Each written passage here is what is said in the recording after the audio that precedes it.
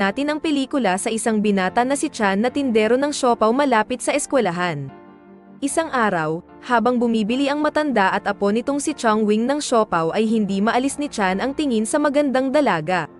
Mukhang na love at first sight ang tindero kay Chong Wing. Nainis ang matanda kay Chan kaya sinabihan siya nitong tutusukin ang mata niya kung hindi lulubayan ng tingin ang apo niya. Simula noon ay palaging naglalaan si Chan ng oras upang makita ang kanyang crush sa eskwelahan kung saan nag-aaral si Chong Wing. Hanggang isang gabi, napansin ni Chan na hinahanap si Chong Wing ng lola niya dahil hindi pa ito umuwi simula tanghali. Gamit ang bisikleta, nagkusa ang binata na hanapin ang dalaga sa paligid. Di nagtagal ay nakita niya itong nag-iisa sa paanan ng burol. Agad na inihatid ni Chan ang dalaga sa kanyang lolang nag-aalala. Lumalabas na si Chong Wing ay may kapansanan sa isip kaya hindi normal ang kilos niya. Gayunpaman, walang pakialam si Chan sa katayuan ng dalaga sapagkat mahal na niya ito.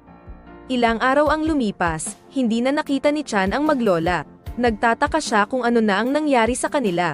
Isang araw, napansin niyang maraming tao sa tapat ng bahay ng maglola kaya nakiusyoso siya.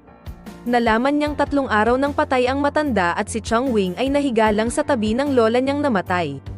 Dahil sa kapansanan at ulilang lubos na ang dalaga, dinala siya ng mga social worker sa mental hospital. Kinagabihan, palihim na binisita ni Chan si Chong Wing sa ospital. Sa kabutihang palad, ang silid ni Chong Wing ay nasa likod ng pasilidad kaya madaling naitakas ni Chan ang dalaga.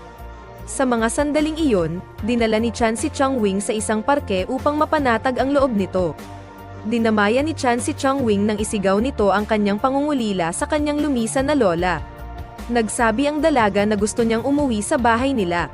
Sa kasamaang palad ay nakakordon at nakalak pa ito. Nang subukan ni Chan na puwersahing buksan ang pinto, lumabas ang kapitbahay at nagmagandang loob na patuloyin muna silang dalawa sa loob ng apartment niya. Nagsabi ang babae na may kliyente siya kaya doon na muna sila matulog.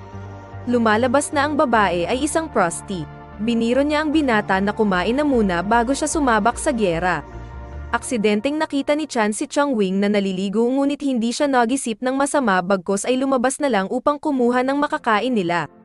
Gayunpaman, dito nagsimula ang lahat ng karahasan.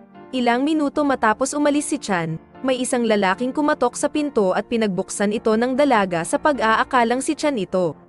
Nang makita ni Chong Wing na di niya kilala ang lalaki ay sinubukan niyang isara ang pinto ngunit sadyang malakas ang lalaki na nagngangalang Duge. Inakala ng lalaki